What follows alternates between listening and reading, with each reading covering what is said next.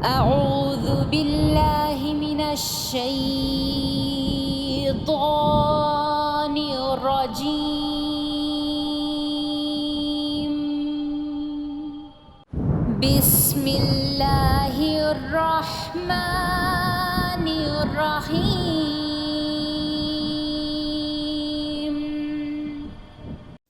نحمده ونصلي على رسوله الكريم اما بعد فاعوذ بالله من الشيطان الرجيم بسم الله الرحمن الرحيم.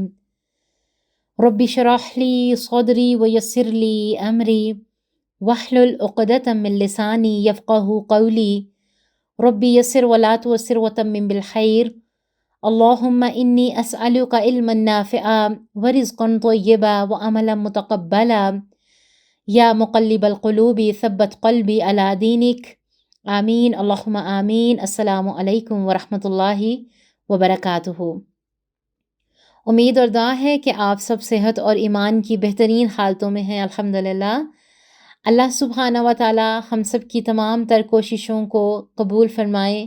یہاں پر آنا، اتنے صبر سے بیٹھنا، اللہ سبحانہ و تعالی اس کام کو ہمارے لیے بہترین صدقہ جاریہ بنا دیں، ہمارے استاذہ کرام کے لیے بھی، ہمارے والدین کے لیے بھی، اور سب سے بڑھ کر میری اور آپ کی آخرت کے لیے اللہ سبحانہ و تعالیٰ اس کام کو بہترین صدقہ جاریہ بنا دیں انشاءاللہ. بہت ہی خوبصورت آیت کا آغاز آج کے اس لیسن میں، اور مکمل غور و فکر کی دعوت. جیسے کہ ہر آیت میں ہی اللہ سبحانہ و تعالیٰ ہمیں غور و فکر کا پیغام دے رہے ہوتے ہیں، اور آج کے لیسن میں ہم لوگ باقاعدہ ابھی تک آیت نمبر 40 سے لے کے آیت نمبر 59 تک جتنی بھی آیات ہیں ان کا ایک خلاصہ بھی کریں گے کہ ہم نے ان تمام آیات سے کیا سیکھا، اللہ سبحانہ و تعالیٰ نے ہمیں کیا سبق دیا. لیکن اس سے پہلے ہم آیت نمبر 57، 58 اور 59 کو دیکھ لیتے ہیں انشاءاللہ. اور اس میں موجود جتنے بھی غور و فکر کے پوائنٹس ہیں ان پہ غور و فکر کرتے ہوئے انشاءاللہ ہم پھر آخر میں اس کے خلاصے پر بات کریں گے. تو بغیر وقت کو ضائع کیے ہوئے ہم اپنے لیسن کا آغاز کرتے ہیں. ایکٹیو ہو جائیں، اپنے نوٹس لے لیں، اپنے مصحف کو کھول لیں، اور جتنے بھی وہ پوائنٹس جو کہ یہاں پر غور و فکر کی دعوت دے رہے ہیں انہیں اپنے نوٹس پر لکھنا شروع کر دیں، کیونکہ قلم کے ساتھ جو رشتہ ہے نا ہمارا، وہ بہت پیارا رشتہ ہے. جیسے جیسے آپ لکھیں گے وہ چیزیں حفظ ہوتی جائیں گی انشاءاللہ. تو چلیں اپنے لیسن کا آغاز کرتے ہیں آیت نمبر 57، 58 اور 59 سے، اور اس کے بعد انشاءاللہ آیت نمبر 40 سے لے کے 59 تک کی تمام تر آیات کا پورے رکوع کا خلاصہ کریں گے انشاءاللہ. اعوذ باللہ من الشیطان الرجیم بسم اللہ الرحمن الرحیم. وَظَلَلْنَا عَلَيْكُمُ الْغَمَامَ وَأَنزَلْنَا عَلَيْكُمُ الْمَنَّ وَالسَّلْوَىٰ كُلُوا مِن طَيِّبَاتِ مَا رَزَقْنَاكُمْ وَمَا ظَلَمُونَا وَلَٰكِن كَانُوا أَنفُسَهُمْ يَظْلِمُونَ. ترجمہ دیکھ لیں. اور ہم نے تم پر بادل کا سایہ کیا اور تم پر من و سلوہ اتارا، اور کہہ دیا ہماری دی ہوئی پاکیزہ چیزیں کھاؤ، اور انہوں نے ہم پر ظلم نہیں کیا، البتہ وہ خود اپنی جانوں پر ظلم کر رہے تھے. وَظَلَلْنَا اور ہم نے سایہ کیا، علیکم تم پر، الغمام بادل کا، وَأَنزَلْنَا اور ہم نے اتارا، علیکم تم پر، المن والسلوى من اور سلوہ، کلو تم کھاؤ، من طیباتی سے پاک، ما رزقناکم جو ہم نے تمہیں دیں، وما ظلمونا اور انہوں نے ہم پر ظلم نہیں کیا، ولیکن لیکن، کانو تھے، انفسہم اپنی جانیں، یظلمون وہ ظلم کرتے تھے. تو یہاں کیا کہا جا رہا ہے؟ وَظَلَلْنَا عَلَيْكُمُ الْغَمَامَ اور ہم نے تم پر بادل کا سایہ کیا. یہود پر بادلوں کا سایہ کس مقام پر اور کیسے کیا گیا؟ بنی اسرائیل جب مصر سے نکلے تو لاکھوں کی تعداد میں تھے، لیکن ان کے پاس سر چھپانے کے لیے کوئی ٹھکانہ نہیں تھا، جبکہ جزیرہ نمائے سینا میں دھوپ سے بچنے کے لیے کوئی جائے پناہ نہیں تھی. اس دور میں بنی اسرائیل پر بادلوں کا سایہ رکھا گیا تاکہ انہیں ہلاک ہونے سے بچایا جا سکے. اور کیا اس ہاتھ میں اتارا؟ وَأَنزَلْنَا عَلَيْكُمُ الْمَنَّ وَالسَّلْوَىٰ اور تم پر من و سلوہ عطا کیا۔ من و سلوہ سے مراد اوس ہے جو درخت یا پتھر پر گرتی تھی اور شہد کی طرح میٹھی ہوتی تھی۔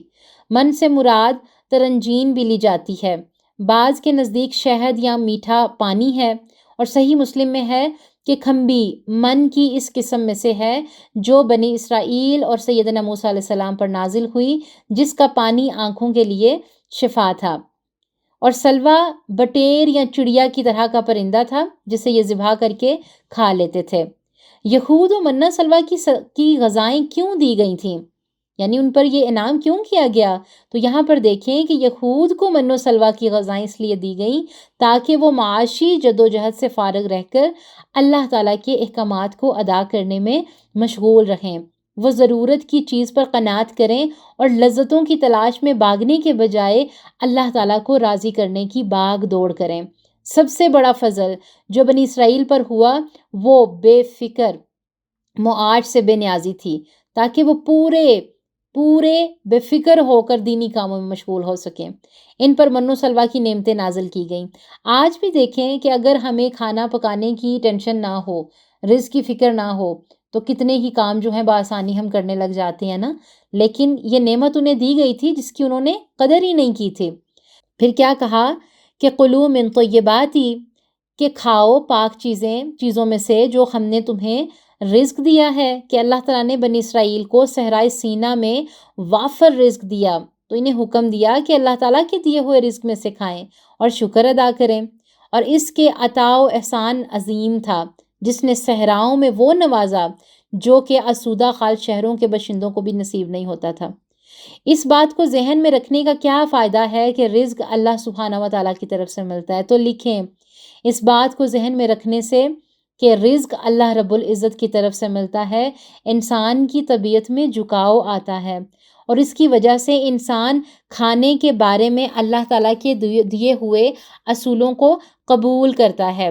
اس کے برعکس جب انسان اس بات کو ذہن میں نہیں رکھتا تو ایسی صورت میں ضابطے، اصول، طریقے سب اپنی مرضی کے بن جاتے ہیں۔ پھر یہاں پر کیا کہا جا رہا ہے؟ وَمَا ظَلَمُونَا، اور انہوں نے ہم پر ظلم نہیں کیا بلکہ وہ اپنی جانوں پر خود ظلم کرتے تھے۔ بنی اسرائیل نے نافرمانیاں کر کے اللہ تعالیٰ پر ظلم نہیں کیا تھا۔ نافرمانیوں کی نافرمانی اللہ تعالیٰ کو نقصان نہیں پہنچا سکتی۔ بنی اسرائیل نے خود اپنے اوپر ظلم کیا، انہوں نے اللہ تعالیٰ کی نعمت پر شکر ادا کرنے کے بجائے نافرمانیاں کیں تو ان کے دل سخت ہو گئے، گناہوں کی کثرت زیادہ ہو گئی۔ پھر اللہ تعالیٰ نے فرمایا وَلَٰكِن، بنی اسرائیل خود اپنے اوپر ظلم کرتے تھے، اس کا نقصان بھی انہوں نے خود اٹھایا۔ اور بنی اسرائیل کا ظلم کیا تھا؟ بنی اسرائیل کا ظلم یہ تھا کہ انہوں نے کھانے پینے میں حلال و حرام کی پابندی کرنے میں ظلم کیا تھا۔ بنی اسرائیل رزق کو اپنی محنت کا صلہ سمجھتے تھے۔ اب یہاں پر آگے آیت نمبر 58 میں کیا حکم ہو رہا ہے ان کے لیے کہ وَإِذْ قُلْنَا ادْخُلُوا هَٰذِهِ الْقَرْيَةَ فَكُلُوا مِنْهَا حَيْثُ شِئْتُمْ رَغَدًا وَادْخُلُوا الْبَابَ سُجَّدًا وَقُولُوا حِطَّةٌ نَغْفِرْ لَكُمْ خَطَايَاكُمْ وَسَنَزِيدُ الْمُحْسِنِينَ۔ کیا کہا جا رہا ہے؟ اور ہم نے تم سے کہا کہ اس بستی میں جاؤ اور جو کچھ جہاں کہیں سے چاہو با فراغت کھاؤ پیو، اور دروازے میں سجدے کرتے ہوئے گزرو، اور زبان سے کہو ہم تمہاری خطائیں معاف کر دیں گے اور نیکی کرنے والوں کو اور زیادہ دیں گے۔ یہاں پر دیکھیں کیا کہا جا رہا ہے ان سے، وَإِذْ قُلْنَا، اور جب ہم نے کہا، ادخلوا، تم داخل ہو، هذه، اس، القریۃ، بستی میں، فَكُلُوا، پھر کھاؤ، منہا، اس سے، حیث شئتم، جہاں سے تم چاہو، رغداً، با فراغت، وادخلوا، اور تم داخل ہو، الباب، دروازے سے، سجداً، سجدہ کرتے ہوئے، وقولوا، اور کہو، حطۃ، بخش دے، نغفر، ہم بخش دیں گے، لکم، تمہیں، خطایاکم، تمہاری خطائیں، وسنزید، اور ہم عنقریب زیادہ دیں گے، المحسنین، نیکی کرنے والوں کو۔ اب یہاں پر دیکھیں کہ اللہ تعالیٰ کا بنی اسرائیل پر یہ انعام تھا کہ نافرمانیوں کے بعد بھی انہیں حکم دیا کہ اس بستی میں داخل ہو جاؤ۔ اللہ تعالیٰ نے اس بستی کو ان کے لیے باعث عزت بنایا اور ان کا وطن اور مسکن قرار دیا، اور کیا کہا کہ بس اس میں جہاں سے چاہو خوب کھاؤ۔ اس بستی میں اللہ تعالیٰ نے واضح فرما دیا کہ انہیں بے روک ٹوک رزق ملے گا اور اس رزق کو بفراغت کھائیں۔ پھر کیا کہا؟ وَادْخُلُوا الْبَابَ سُجَّدًا، اور دروازے میں سے سجدہ کرتے ہوئے داخل ہو جاؤ۔ بستی کے دروازے میں سر جھکاتے ہوئے داخل ہونے سے کیا مراد ہے؟ تو لکھیں کہ اللہ تعالیٰ نے انہیں حکم دیا کہ صحرا سے نجات ملنے پر اللہ تعالیٰ کے حضور سجدہ ریز ہوں اور شکر ادا کریں۔ سجدے سے مراد جھکے ہوئے داخل ہونا ہے، یعنی وہ اس حالت میں بستی میں داخل ہوں کہ ان پر خشوع و خضوع طاری ہو، یعنی تکبر کے بجائے عاجزی کے ساتھ داخل ہوں، اللہ تعالیٰ کی تسبیح کرتے ہوئے داخل ہوں اور استغفار کرتے ہوئے داخل ہوں۔ اور کہا وقولو، اور کہو، بخش دے، وقولو اور بخش دے، یہ کلمہ امید اور استغفار کا ہے۔ جیسے مومن کہتا ہے نا استغفر اللہ، یعنی اپنے رب سے مغفرت کا سوال کرنے پر کامیابی مل جائے گی۔ پھر کہا بستی میں سر جھکا کر حتتن کہتے ہوئے داخل ہونے کے حکم میں جو ہے کیا ہے؟ ایک مصلحت ہے۔ اس پر دیکھیں کہ اللہ تعالیٰ کے احکامات انسان کے لیے آزمائش بھی بن جاتے ہیں جب ہم ان پر عمل نہیں کرتے۔ بنی اسرائیل کے اندر تکبر اور سرکشی پیدا ہو گئی تھی، اس وجہ سے وہ اللہ تعالیٰ کے احکامات کا مذاق اڑاتے تھے۔ اللہ تعالیٰ نے انہیں معافی مانگنے اور عاجزی سے داخل ہونے کا حکم دیا تو وہ اس مقام پر کیا کر رہے ہیں؟ کلمہ ہی بدل رہے ہیں۔ کیا کہا جا رہا ہے کہ ہم تمہاری خطائیں معاف کر دیں گے، یعنی اس سے پہلے جو نافرمانیاں تم کر چکے ہو انہیں معاف کر دیں گے، یعنی ہم تمہارے گناہوں کو مٹا دیں گے، تمہاری برائیاں دور کر دیں گے۔ لیکن بوجہ اس کے کہ انہوں نے اس پہ عمل کیا، انہوں نے کلمے کو ہی بدل دیا۔ وَسَنَزِيدُ الْمُحْسِنِينَ، اور جلد ہی ہم نیکی کرنے والوں کو زیادہ دیں گے۔ یہاں پر زیادہ دینے سے کیا مراد ہے؟ کہ احسان کرنے والوں سے وہ لوگ مراد ہیں جو ہر حکم کو حسن و خوبی سے انجام دیتے ہیں، نہ حکم بدلتے ہیں، نہ کام میں نقص رکھتے ہیں۔ احسان کرنے والوں کو زیادہ دینے سے مراد یہ بھی ہے کہ ان کے حق سے زیادہ دینا، ان کے مطالبات سے زیادہ دینا، دنیا کے علاوہ آخرت میں بھی اجر دینا۔ سیدنا ابن عباس نے کہا جو محسن ہے اس کے احسان میں اضافہ کر دیں گے، اور جو خطا کار ہیں اس کی خطائیں بخش دیں گے۔ بلائی کا کام کرنے والوں کو ہم دنیا اور آخرت میں ان کے اعمال کے مطابق ان سے بڑھ کے جزا دیں گے۔ اب آگے آیت نمبر 59 جس میں کیا کہا جا رہا ہے کہ انہوں نے کیا کیا، جہاں پر انہیں حکم دیا گیا کہ نہیں استغفار کرتے ہوئے، جو کہ کلمہ انہیں دیا گیا کرتے ہوئے عاجزی کے ساتھ داخل ہو جاؤ، لیکن انہوں نے کیا کیا؟ فَبَدَّلَ الَّذِينَ ظَلَمُوا قَوْلًا غَيْرَ الَّذِي قِيلَ لَهُمْ فَأَنزَلْنَا عَلَى الَّذِينَ ظَلَمُوا رِجْزًا مِّنَ السَّمَاءِ بِمَا كَانُوا يَفْسُقُونَ۔ یہاں پر غور کریں کہ کیا کر رہے ہیں یہ۔ پھر ان ظالموں نے اس بات کو جو ان سے کہی گئی تھی بدل ڈالی، ہم نے بھی ان ظالموں پر ان کے فسق اور نافرمانی کی وجہ سے آسمانی عذاب نازل کیا۔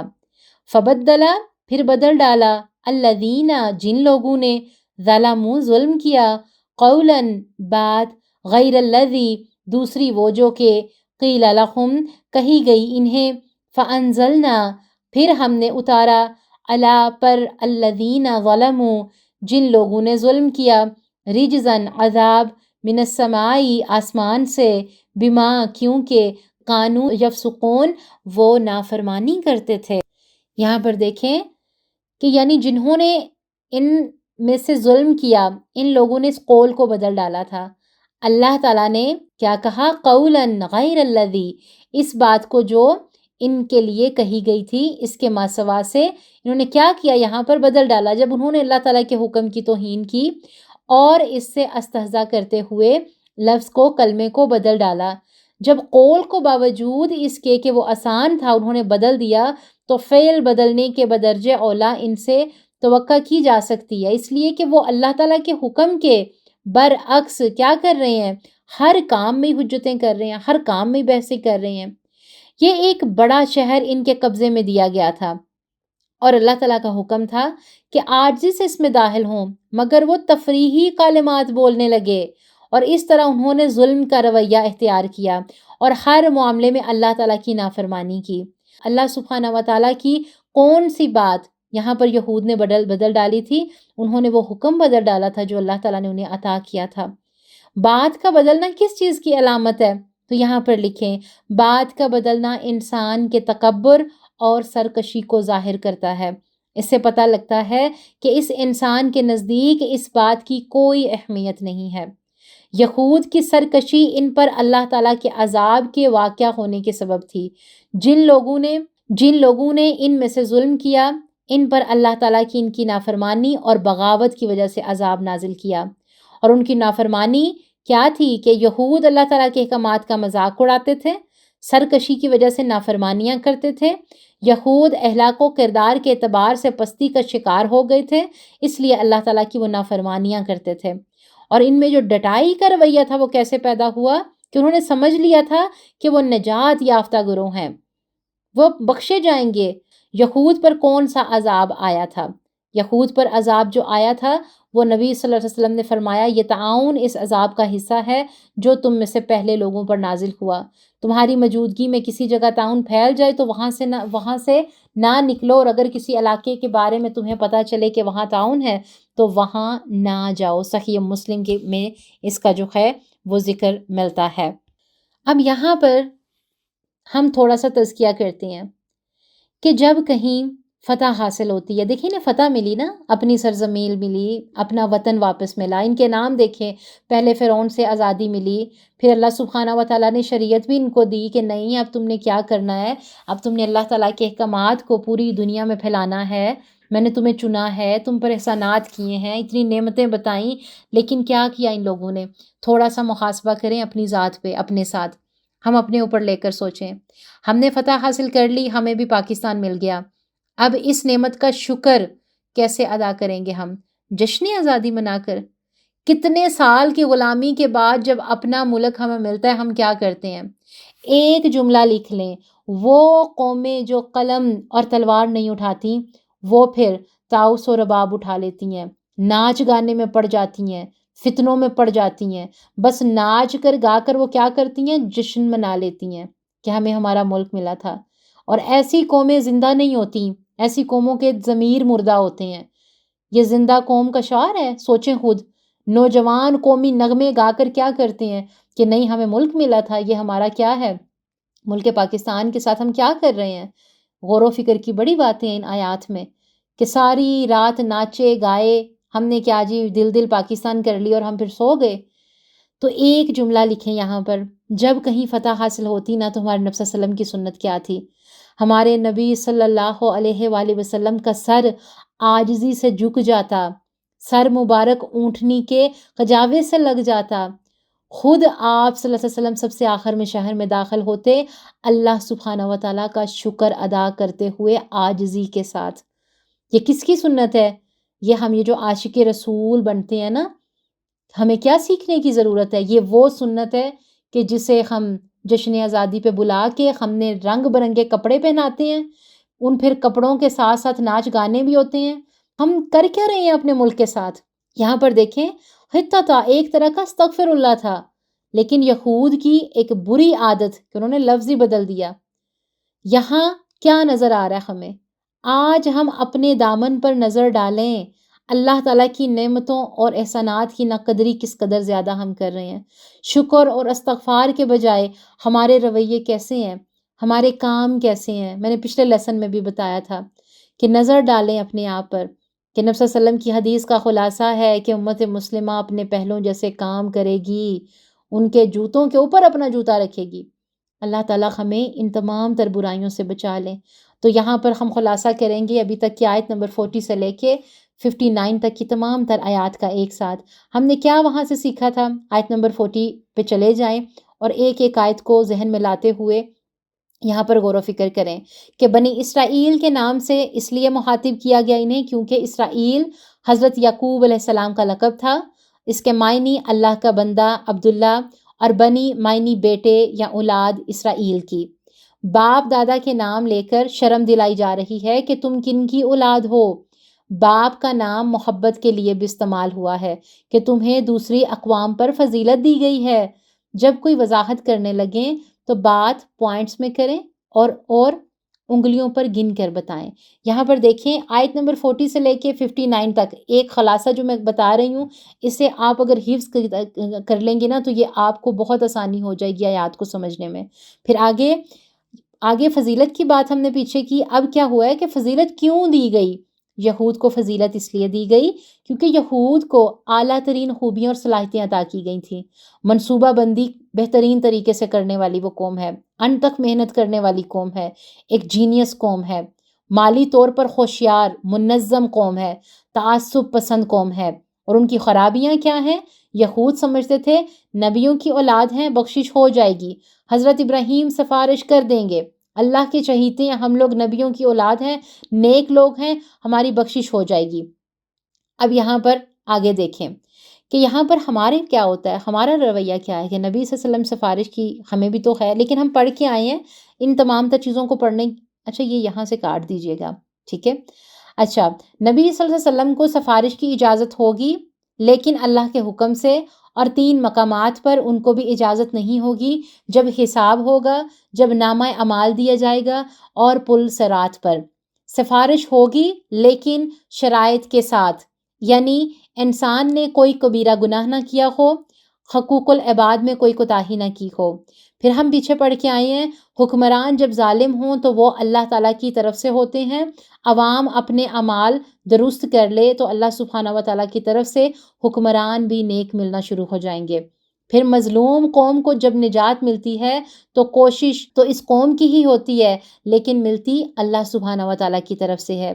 پھر ہم پڑھ کے آئے ہیں کہ حضرت موسیٰ علیہ السلام کے 2 مقاصد، ایک بنی اسرائیل کی آزادی کا اور دوسرا تورات شریعت کا ملنا۔ پھر ہم پڑھ کے آئے ہیں کہ آپ اس بستی میں داخل ہو جائیں، آیت نمبر 58 میں، یعنی کہ بیت المقدس میں۔ بیت المقدس یوشع بن نون کی قیادت میں فتح ہوا تھا۔ آیت 58 میں ہم نے یہ بھی سیکھا کہ جب کوئی نعمت ملے تو شکر ادا کریں۔ پھر ہم نے دیکھا کہ یہود نے حتتن کے بجائے حنتتن سے بدل دیا تھا، وہ اس کلمے کو جو کہ اللہ تعالیٰ کی طرف سے ایک استغفار تھا ان کے لیے۔ عمل کی بات کیا ہے کہ نعمت کی قدر کریں اور باتوں کو نہ بگاڑیں۔ اس پورے سبق کو ایک مسلمان کی نظر سے دیکھیں کہ کیا واقعہ ہی میں یہ ساری باتیں یہود کے لیے ہیں یا ہمارے لیے بھی ہیں؟ کیا ہمیں اپنی جھلک یہاں نظر آتی ہے؟ ہماری امت میں وہی خرابیاں پیدا ہو چکی ہیں یا نہیں، یا پھر ہم ان سے بڑھ کے وہ کام کر رہے ہیں جو ہمیں نہیں کرنے چاہیے؟ یہ بہت غور و فکر کی باتیں ہیں۔ اللہ سبحانہ و تعالیٰ ہمیں ان آیات کی روشنی میں غور و فکر کرنے والا بنائے۔ اللہ تعالیٰ ہمارے تمام تر اعمال کو بہترین طریقے سے کرنے والا اور ہمیں احسن طریقے سے نبھانے والا کرے، آمین۔ اللہ تعالیٰ ہم سب سے راضی ہوں۔ الحمدللہ ہمارا یہاں پر رکوع مکمل ہوا۔ انشاءاللہ کل کے ہم اپنے لیسن میں ایک نیا رکوع شروع کریں گے، اس میں بھی بنی اسرائیل کی ہسٹری ہے، کیونکہ اب مسلسل آیت نمبر 40 سے آنے والے جو 10 رکوع ہیں ہم بنی اسرائیل کو ہی پڑھیں گے، ہم ہسٹری کو ہی پڑھیں گے انشاءاللہ۔ تو کیا ہے، لیکن تھوڑی تھوڑی آگے واقعات ہیں، قصے ہیں، جیسے جیسے ہم پڑھیں گے ویسے ویسے انشاءاللہ تبدیلی بھی دیکھیں گے ہم اپنے ساتھ ساتھ کہ کون سی ایسی چیزیں ہیں جو کہ ہم نے خود بھی عمل میں لے کے آنی ہے اور خود کو بدلنا ہے۔ اللہ سبحانہ و تعالیٰ ہماری کوششیں محنتیں ہم سے قبول فرمائے، آمین۔ ربنا تقبل منا انک انت السمیع العلیم وتب علینا انک انت التواب الرحیم، آمین اللہم آمین۔ السلام علیکم ورحمۃ اللہ وبرکاتہ۔ ربنا تقبل منا إنك أنت السميع العليم